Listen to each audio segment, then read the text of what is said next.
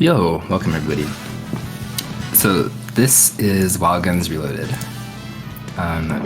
Pretty decent game, actually. I wish more people would pick this one up. So we have Baku.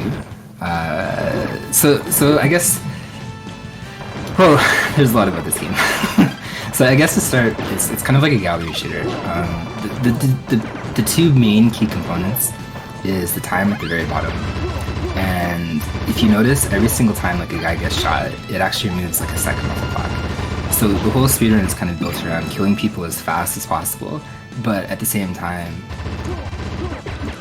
it's kind of like weird because you'll see he hasn't technically done it yet. But enemies, if they shoot, they'll shoot like these bullets, and if you shoot the bullets, it'll actually build up like this special gauge at the bottom. So the speedrun is kind of like built around 50-50 meter management and also killing things as fast as possible. So you'll see the V-gun. You see that little green sliver right below, the points or whatever. You'll see it fill up as it continues to like shoot enemy bullets and stuff like that. So the first stage is something called Carson City. It's RNG in how the items drop. We have a G-gun, I guess stands for like grenade gun. There's a laser, there's a machine gun, there's also a shotgun, and we have this lasso thing that's going to throw into this dude. So the lasso is kind of really cool. It was nerfed in the Super Nintendo version coming into this version. This is actually on the PC. In the original Super Nintendo version, like to the frame, you could like layer it and throw it. But in the PC version, the enemies still move around, so they don't get stunned completely. But anyway, the point is we have these sub-weapon drops, and the grenade is probably what you want to see most often. It's easily the best, it does the most damage. It's also very fast. You probably don't want to see a shotgun that much. Machine guns okay, and lasers somewhere in the middle. But they're completely frame-based, so you probably, you can't count on anything. But ideally, perfect world, RNG aligning and stuff like that, you have a grenade drop every single stage. So in the Reloaded version, there's actually quite a few differences from the Super Nintendo version. Mainly, they expanded the character roster. So there's 4 different characters in the Reloaded version. This guy's named Clint in the original Super Nintendo version. There's only 2, Clint and Annie. And Clint and Annie in the Super Nintendo version, they do differ a little bit, but not that much. So Clint has a faster like physical attack. Sometimes like enemies walk in the foreground. These guys also are like the worst. The blue suit dudes will cause a lot of mayhem if you let them run around. But Clint, okay wait, I guess we'll talk about this dude. This guy is really cool. I like this boss. He has a machine gun here, so he's in pretty good shape. He's got 3 different attacks. He can kind of like move back and forth and shoot. He has like this kind of like weird kind of missile attack, and he can throw a Chucky at you. So he's pretty easy to dodge. You can kind of see how fast he moves compared to when he's stunned, obviously when he's not stunned. And there's not really a big amount of strategy for him. You really want to carry like a sub-weapon into this fight as much as possible. Usually you get a G-gun in normal and easy difficulty modes. There's those flying weapons that just kind of flew by on the screen. So he did a pretty good job there, actually, killing that dude. But there's flying weapons that appear in hard mode, they do not appear. So you're kind of stuck with whatever sub-weapon you're in. But in easy and normal, there's a chance that random items can just fly on screen. So that actually went really well. No deaths. Those little purple dots at the very bottom are bombs. And there's a pretty specific bomb route. But anyway, I'm kind of detracting. So anyway, the point is that in Reloaded, there's a lot of character differences. There's 2 additional characters. This is another difference right here, is this underground stage. It didn't exist in the Super Nintendo version. This stage is kind of weird. In a gallery shooter, they take away partially your sight, and there's a lot of weird enemies and stuff like that. It's probably the least, I think, favorite stage of the new stages. There's a particular spot in like one of the next screens, I think, as well. It's really fun to be around. But you can definitely see, your visibility is removed here. But in terms of the character differences, there's another new stage as well. There's new bosses in these new stages. And when it came to Annie in the first stage and Clint, they didn't really have a huge amount of differences. Clint had a faster physical attack. He had a slower walk speed, like a walk back and forth speed. He had a slower double jump. Annie's the exact opposite, and he has a faster bomb. Like his bomb is basically immediate, whereas Annie's the exact opposite. That's stuff. But in the reloaded version, he added a dog, which is like a complete new character. He's actually pretty hard to do anything with. But if anybody's interested in the speedrun too, I would encourage you to check out Doris on speedrun.com. She actually shows like how absolutely broken this game is. So there's been various runners and they've all run Doris, but she in particular has like probably the biggest difference in movement. The dog in Doris compared to Annie. And I do give the developers credit because in the character select screen, you pick Anya first, so A, and then Bullet for B, the dog, and then C for Clyde, and then obviously D for Doris. So I approve of that, even though it's completely unnecessary. Yeah, in terms of stuff, as I said, it's a pretty straightforward stage. They added this on. The boss coming up is actually kind of weird. He's got one of the weirdest quick kills, I think, in this entire run. If Baku kind of positions himself perfectly, he actually doesn't need to do anything for the first phase. He just has to stand there. Somehow there's like a total blind safe spot. You just stand there and do nothing. For every other boss, you have to move around. So this is, I think, the second more annoying part of the screen. The light kind of moves, you know, despite like that mold lava stuff. Eventually there's going to be like a blue dude that runs around, and I think in terms of like enemy placement and stuff like that, he's probably one of the most annoying in the entire game. They literally take away his visibility, and it's kind of annoying if you don't kill him really quickly. The blue guys in general, in terms of the speedrun, are probably one of the most annoying enemies in this game. They have an invincibility period where they just kind of like run around and waste a bunch of time. So in terms of Baku's route, generally he saves the bombs until like the last stage, and generally you'll see him V-gun in, I think, the second last stage where the crab is. So it's just about kind of clearing up the stuff on here and not taking a death. Ironically, in co-op, deaths are probably a good thing, whereas here there's not really a punishment for death, but there is a punishment in the same vein. And if you game over, you get kicked back to the beginning of the stage. There's no checkpoints in this game. And it's one hit instant death, so you die in a shot. But you'll see this blue guy appear pretty quickly. And I always found his enemy placement really annoying, as you can see. He gets obscured heavily by whatever light is on the screen. You can see his feet right there. So not only does the platform move, the lighting moves. It's just a pain in general, because if it disappears, it's... Okay, we're just gonna use a bomb to kill him. That's probably a good idea. Yeah, no, he's really annoying.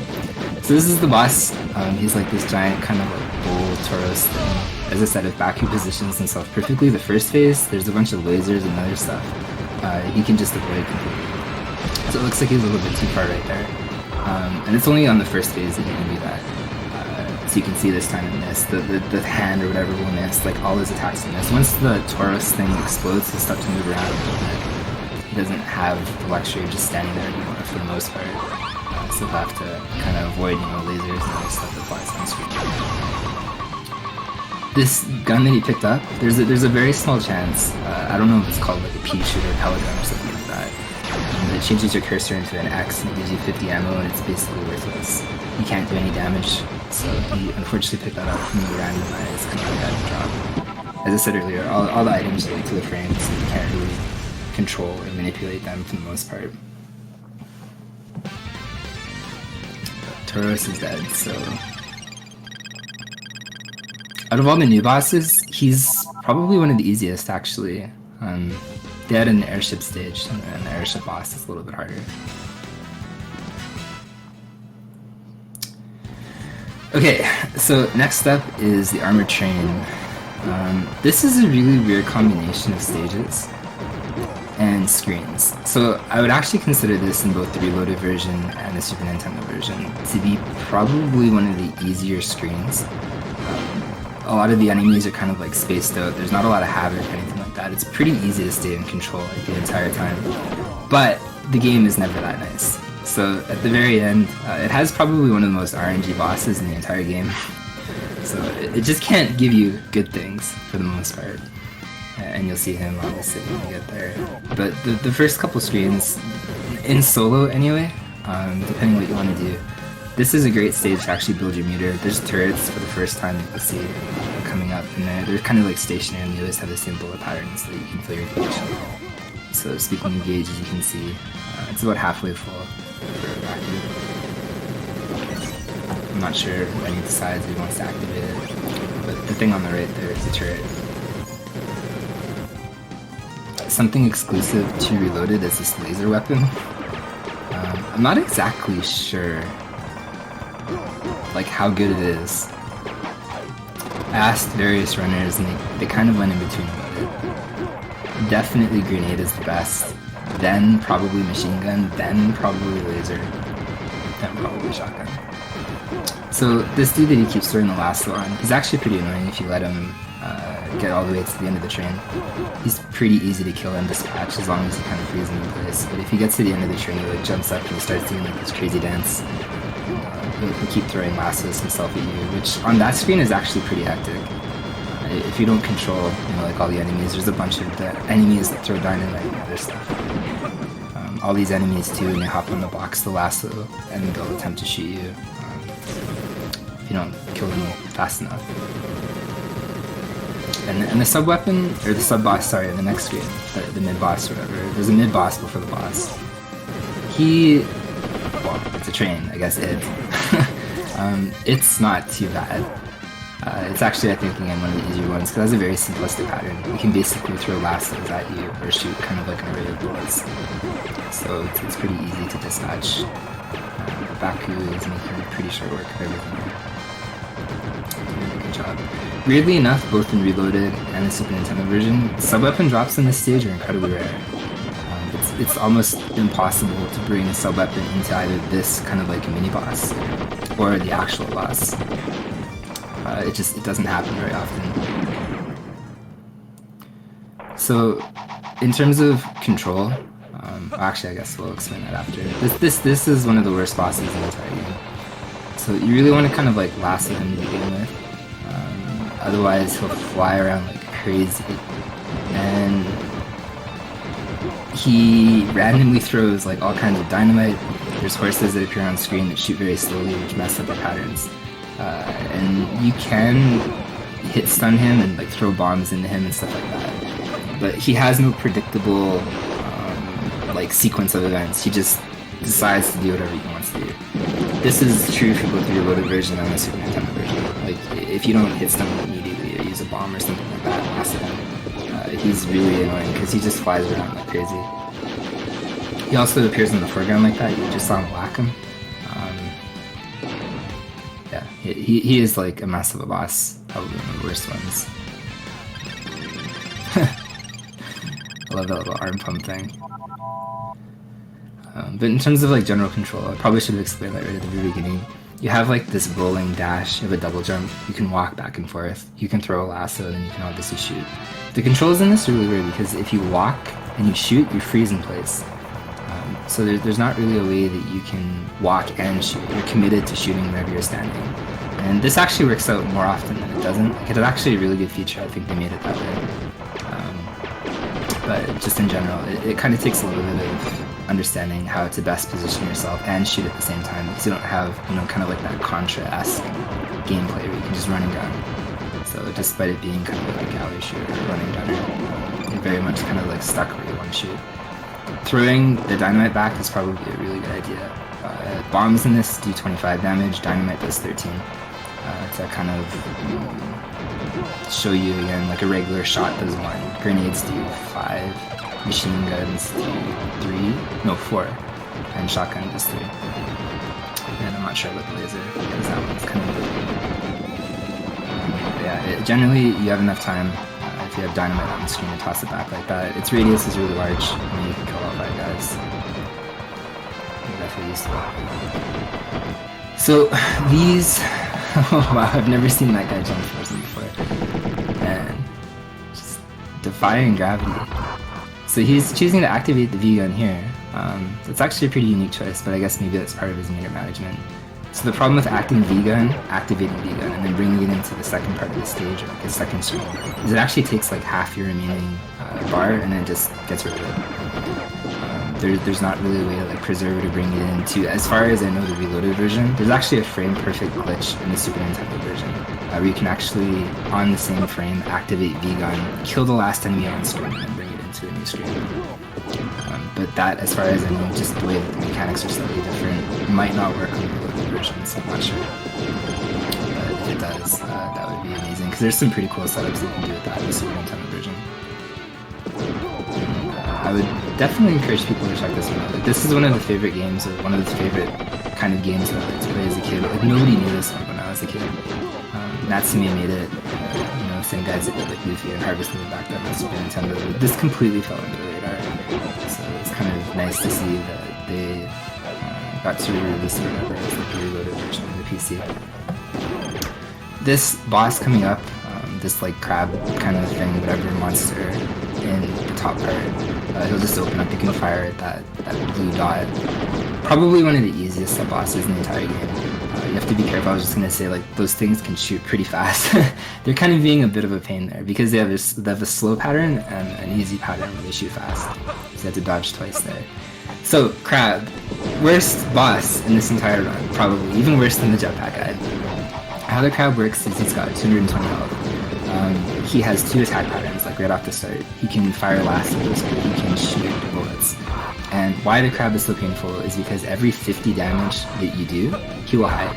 But the problem with the Crab is you can actually stack that. So let's, for example, say, you hit him for like 101 or something. Like, see, like exactly right there. He did over 100 damage, so the Crab hides, and then after he's scripted to unhide, he wastes like 10 seconds, he'll automatically hide again. There's nothing that you can do, you just have to wait.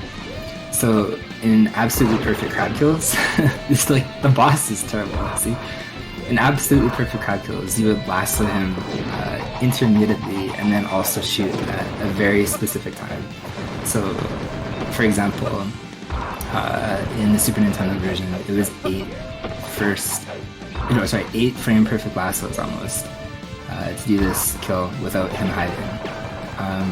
On the solo version on Super Nintendo, you could frame perfect bring the gun and kill him that way. But yeah, this boss is incredibly painful as soon as he starts hiding. I think he does have a knife, yes. Maybe it exploded with him right now, but he does have a knife. That's definitely a crab with a knife.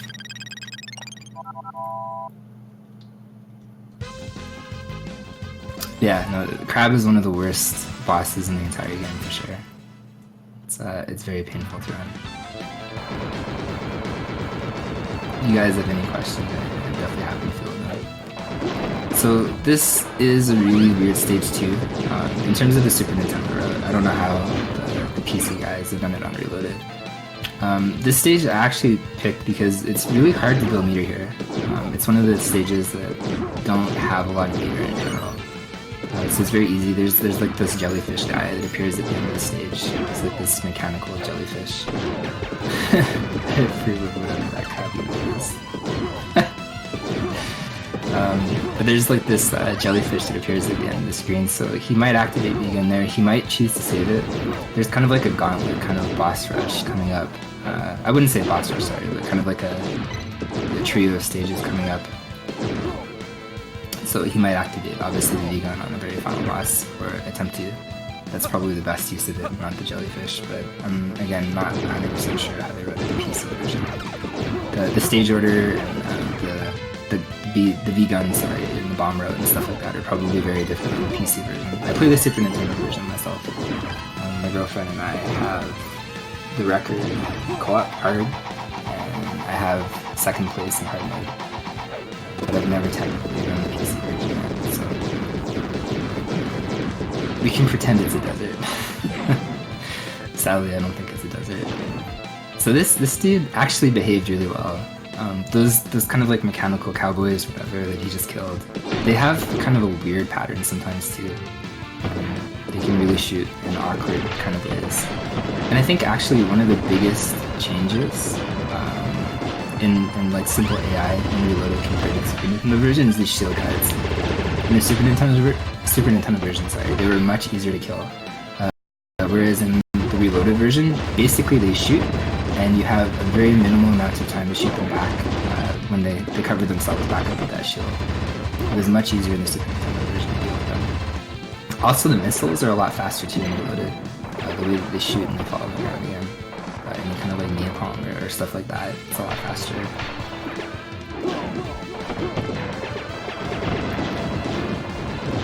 So Baku told me earlier he wants to generally save the bombs for the last stage. Bombs in this are actually kind of cool. They have like a secondary mechanic. They obviously explode everything on screen. Bad luck, having that P shoot everything again. There's no way to get rid of that unless you die or shoot 50 bullets. So you're kind of left, obviously, helpless there for a little bit. But bombs have a very secondary function. They clear whatever's on the screen. Usually everything dies unless it's like a sub-boss or a boss or something like that. As I said earlier, bombs do 25 damage. But their secondary function that's kind of cool is they actually give you a lot of invincibility frames. So they basically eliminate like all the enemy bullets on the screen. They eliminate, for the most part, all the enemy attacks and stuff like that. So if you're really in a pinch, you're about to get killed or something, you can throw a bomb. I'd be surprised if he doesn't use a bomb on this blue suit guy. It's generally... Alright, maybe he's just about to shoot instead. Let's say like... Okay, there we go. Because they run around a lot. The problem with the blue suit guys is after they get hit and they start crawling around like that, one single damage will repeat that animation. So you really want to get rid of them. Get rid of them that way, really fast.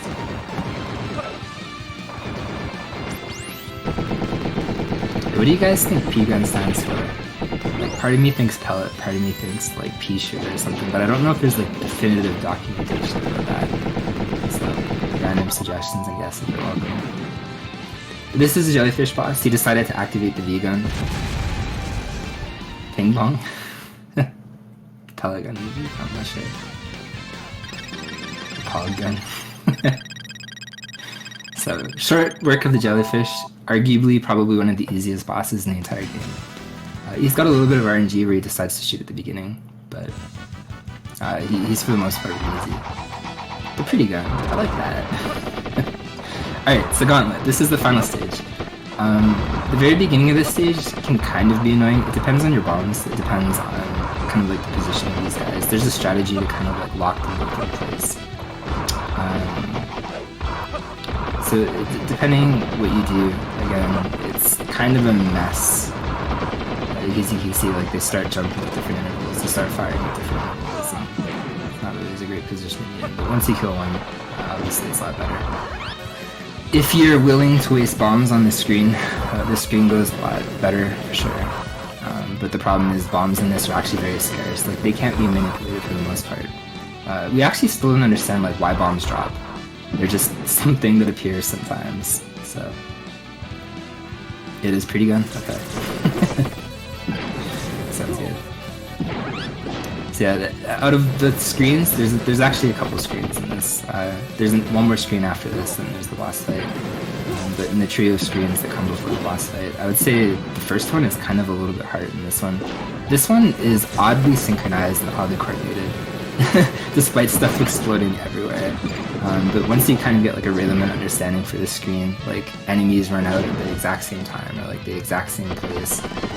It's pretty coordinated once you understand, you know, where to shoot and what to wait for. So it's probably one of the only screens like that in the entire game, actually. For the most part, enemies and how they come out on the other parts of the screen are more randomized or more kind of like random like that. Whereas here, there's quite a bit of coordination on some of the patterns. You haven't really seen it yet. I'm actually surprised. I don't know if it's like that in normal or easier, if it's like a difficult hard mode thing or something. There's usually like these arm things that come down from the ceiling, and they're also very synchronized in how they move, and how they appear, and how they spawn. So this blue dude, I think they have progressively higher health as you get later on into the run. At least in the Super Nintendo version, that was true. The normal blue guys, they couldn't survive more than one bullet. Or sorry, one bomb. Wow, shooting him like 18 times in the ankle. Like, that's gotta hurt, dude. That's a bad way to die.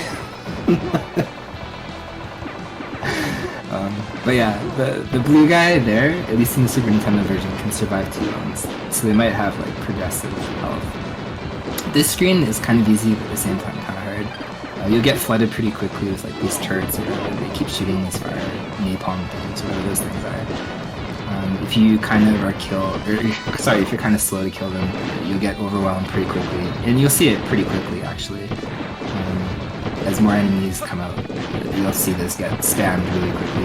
This screen is substantially harder, I think, on Reloaded compared to the Super Nintendo version. There's not a lot of Super Nintendo, whatever these guys are. There's like 2 at a time that appear in the Super Nintendo.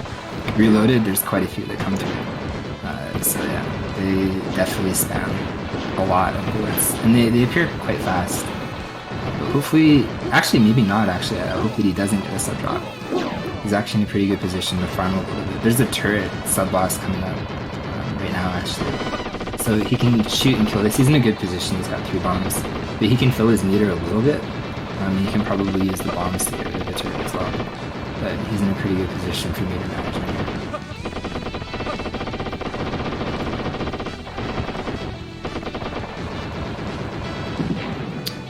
Okay, 1 bullet away, 1 shot away literally. He can't activate. Wow, that's cutting it close. That thing was about to fire.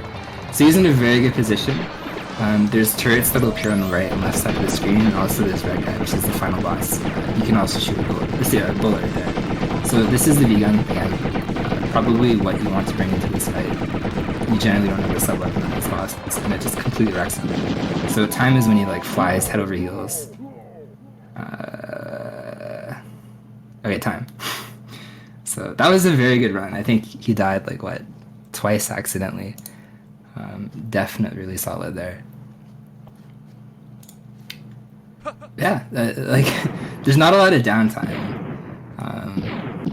It's pretty hard to kind of like breathe. But yeah, there's a lot to that run. It's very quick. I like the pacing of it. It's very fast. But definitely give Bakuman a follow. He's a good dude. I'm a fan of him. Yeah, thank you guys for allowing me to do commentary, and that was fun.